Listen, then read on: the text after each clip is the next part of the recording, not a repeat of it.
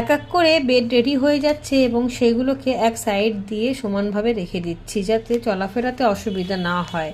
তবে এই ছাদে এখন এগুলো রাখবো না, আপাতত এগুলো এখানে রাখছি, এর তলাতে স্ট্যান্ড দিয়েই রাখা যাবে।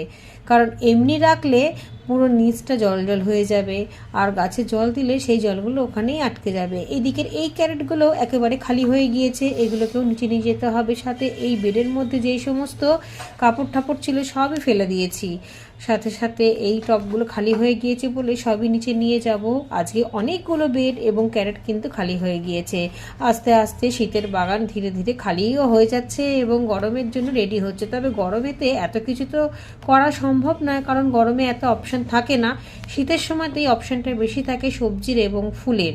আর এদিকে চন্দ্রমল্লিকারও কাটিংগুলো করে দিয়েছি। এই 6 ইঞ্চি টবের মধ্যেই চন্দ্রমল্লিকাগুলো ছিল, খুব সুন্দর হয়েও ছিল। তবে এখনই গাছগুলোকে তুলব না, কিছুটা দিন